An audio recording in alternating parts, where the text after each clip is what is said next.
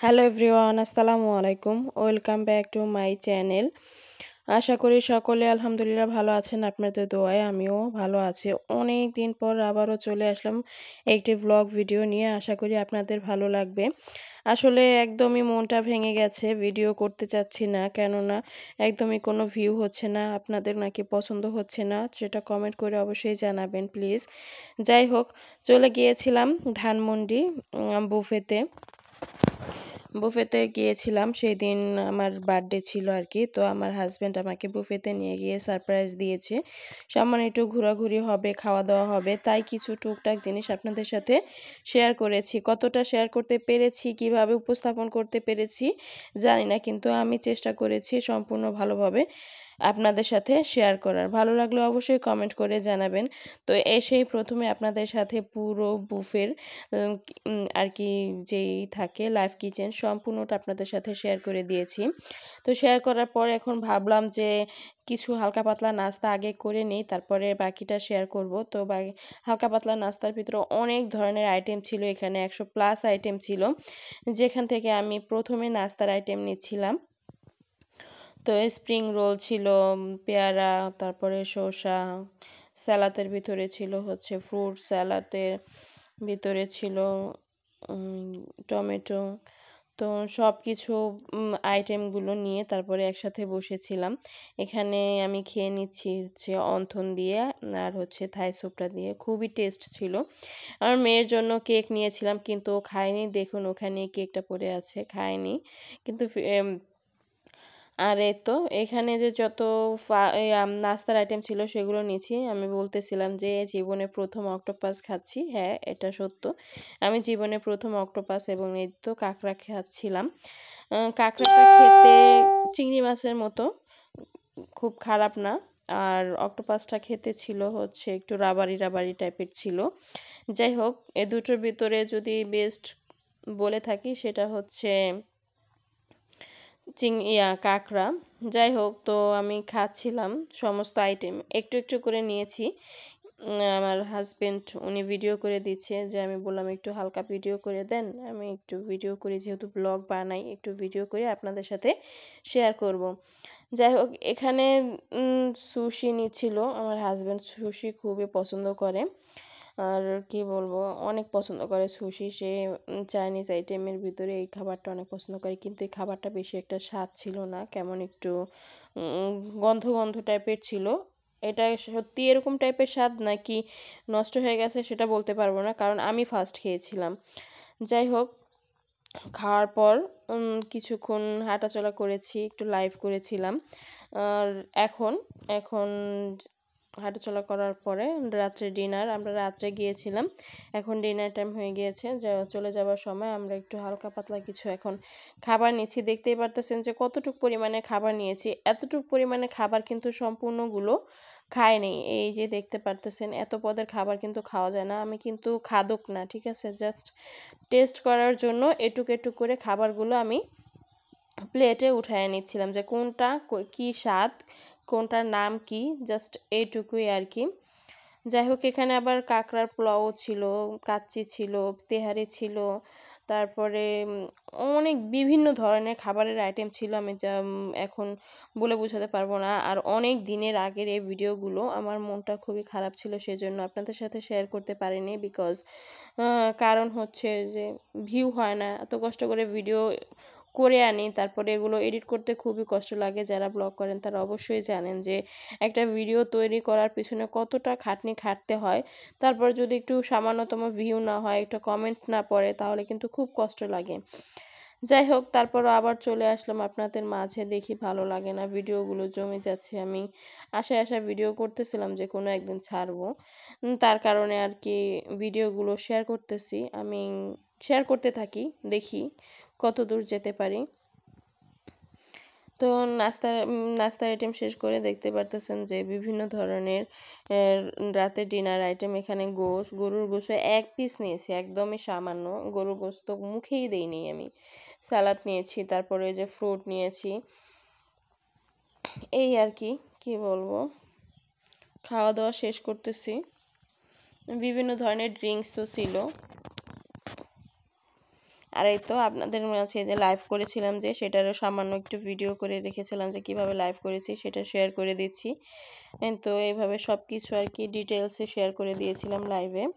আপনাদের সাথেও শেয়ার করে দিয়েছি এখানে কি কি আছে। নান রুটি ছিল, তারপরে হারিয়ালি কাবাব ছিল, তারপরে আরেকটা পরোটা, লাচ্ছা পরোটা ছিল। এখানে তো কাবাব দেওয়া হয়েছে রুটি খাওয়ার জন্য আর কি। বলছিলাম ভালো করে দেখিয়ে দেন, আমার হাজব্যান্ড ভিডিও করে দিচ্ছিল।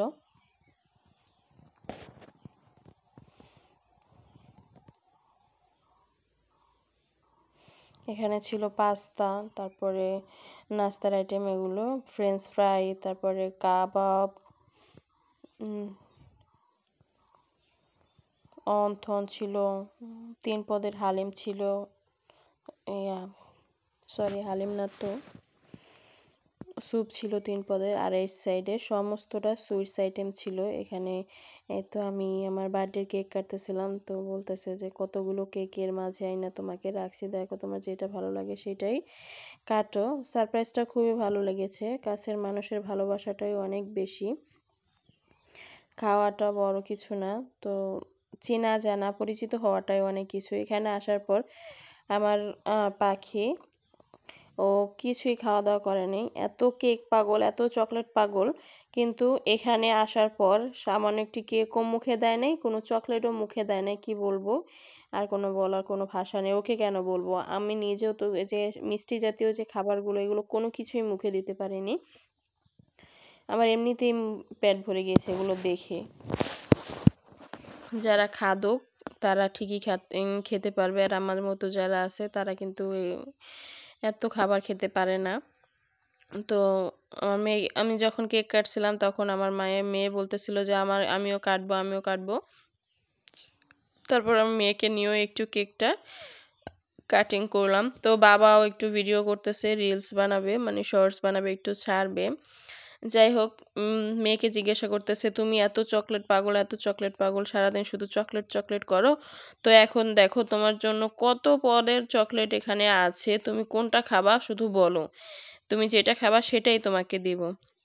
কিন্তু মেয়ে তো কিছুই খায় নাই। আর এখানে এগুলো সব ড্রিঙ্কস ছিল, আর আমি হাতে যেটা নিয়েছিলাম সামনে এগুলো জাস্ট শো আপ, এগুলো খাবারের জন্য ছিল না, শো ছিল যে কে কোনটা খাবে সেটাই আর কি। তারপরে যেগুলো খাবারের জন্য ছিল সেগুলো তো ছোট ছোট ওই ইয়ে করে দেওয়া হয়েছে, আমরা একটু ভিডিও করে নিচ্ছিলাম হাজব্যান্ড ওয়াইফ, জাস্ট ফান, কেউ কিছু মনে করবেন না প্লিজ। ড্রিঙ্কসের আইটেম শেষ করে এখানে হচ্ছে এগুলো সব কোরিয়ান আইটেমগুলো। এখানে মোমো ছিল, মোমো কিন্তু খাইনি, খেতে পারি না এত কিছু। এখানে কিমচি ছিল, এটা ছিল সালাদ, তারপরে এটাও বিফ ছিল আর কি, এই যে কিমচি, তারপর সুশি, সুশি অনেক ধরনের আইটেমের ছিল, তখন নিয়েছিলাম দেখেছেন, তো খেতে পারিনি। প্রন, তারপরে বিফ, তারপরে অন্য মাছের, অন্য গোস, মুরগির ছিল, বিভিন্ন ধরনের ছিল, সবজিরও ছিল। আর এই তো দেখুন, এটা ছিল খাসির বিরিয়ানি, গরম গরম এখানে সার্ভ করছিল, নিচে ধোঁয়া উঠতেছে, বুঝতে পারতেছেন কতটা গরম ছিল। এখানে নিয়ে তারপর যার যার মতো সে সাজিয়ে নেবে, যার যতটুকু প্রয়োজন ততটুকুই। তো মেয়ের জন্য, মেয়েকে একটু ভিডিও করতেছিলাম, বলতেছিলাম তো তুমি একটু খাও আম্মু, আমি তোমার ভিডিও করে দিই। তো এই তো দেখুন, এই কেক এনেছিলাম, কেকের উপরে যে একটু চকলেট ছিল সেটাই আর কি খেয়েছে। মোমো এনেছিলাম, 1 কামড় খেয়েছি মোমো, আর একটু কিমচি এনেছি, এই আর কি। এই সুশিটা মুখে দিতেই আমার অবস্থা পুরো খারাপ হয়ে গিয়েছে, যা খাবো তাও খেতে পারিনি, কি আর করব, গরিবের পেটে ঘি হয় না যেটাকে বলে আর কি, তাই না? আমরা গরিব মানুষ বুফেতে গিয়ে এত দামি দামি খাবার খেতে পারবো? যাই হোক, তাও খেয়েছি, আল্লাহর দরবারে কোটি কোটি শুকর আলহামদুলিল্লাহ, এবং আপনাদের দোয়ায় একটু একটু করে টেস্ট করে দেখেছি যে কোনটার কীরকম স্বাদ। এখানে আমার পাখির বাবা আমার হাজবেন্ড নলি এনেছে। নলির ভিতরে কিছুই ছিল না, জাস্ট শোর মতো ছিল। কি বলবো আর, বলার কোনো ভাষা নাই। যাই হোক, গরুর মাংসের টেস্ট একদমই খারাপ ছিল, একটুও ভালো ছিল না। লাস্ট ফিনিশিংয়ে যে খাওয়া দাওয়া শেষ করতেছি, খাওয়া দাওয়া শেষ করা শেষে আমি একটু ড্রিঙ্কস নিয়েছি, এই তো ড্রিঙ্কস করেছি আর হচ্ছে কফি খেয়েছি। কফি খাবো না, বাহিরে গেলে আমার তো কফি খেতেই হারে, এখানে কফি আছে শুনে একদম। আর মিষ্টি জাতীয় এই তো অল্প একটু শো অফের জন্য খেয়েছি, জাস্ট ভিডিও শেষ করার জন্য, লাস্ট ফিনিশিংয়ের জন্য।